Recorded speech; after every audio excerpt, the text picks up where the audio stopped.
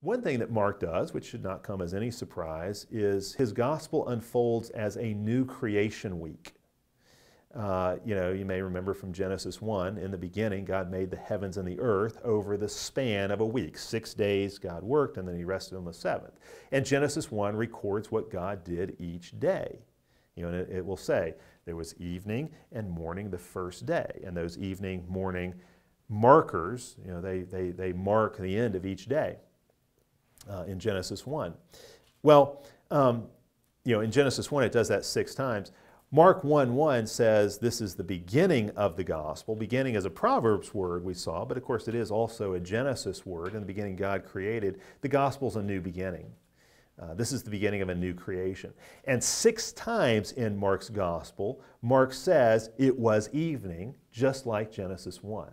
Okay, that kind of thing can't be coincidental. That kind of thing doesn't just happen. Each time Mark says it was evening, he closes off a section. It's the end of a day, you could say, in his new creation week. The evening markers come, if you want to take note of these, in Mark 1:32, 4:35, 6:47, 11:19, 14:17, and 15:42.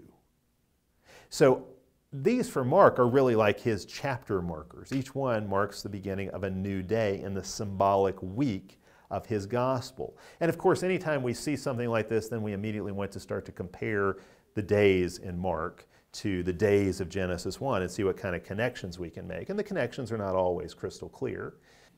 But I think it's still interesting and it's helpful to know if you're going to deal with Mark's gospel. So here are some connections to think about. Day 1 in Genesis, what's the situation? The earth is chaotic. It's without form and void. The Spirit is hovering over the water as God begins to bring order out of chaos. Well, day 1 in Mark, you've got the Spirit and water and the chaos of the wilderness as Jesus is baptized and a dove descends upon him,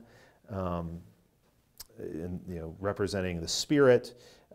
Jesus then begins to bring order. Okay, he goes out into the wilderness and brings order by subduing Satan. He goes out and after that begins to bring order out of the chaos of disease by healing people. Okay, some other connections here. I'll give you a few more examples here. Day 3. Day 3 in Genesis, God creates the seas and the earth sprouts vegetation. Day 3 in Mark has Jesus crossing the sea, actually walking over the sea and calming a storm on the sea. Jesus is constantly by the water in this section. It's got him feeding the multitude bread, which of course comes forth from grain, which comes from the ground, from the earth, which was created on the 3rd day of Genesis 1. So you got some connections there. Day 4 in Genesis is when the light bearers, sun, moon, and stars are made. Day 4 in Mark's New Creation Week features the Transfiguration, when Jesus shines with bright light, which Mark tells us is like the sun. This section also features Jesus healing the blind so they can begin to see the light.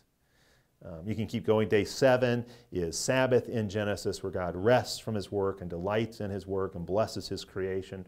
Day 7 in Mark's Gospel, of course, is a new Sabbath. It's the day of the resurrection. At the literal level, Jesus' resurrection takes place on the first day of the week, but in terms of Mark's new creation story, he wants us to see that Jesus' resurrection has brought in the promised Sabbath rest. That's how Mark caps off his new creation week. So his gospel moves from the beginning of the gospel, the beginning of a new creation week, to the Sabbath where all is fulfilled.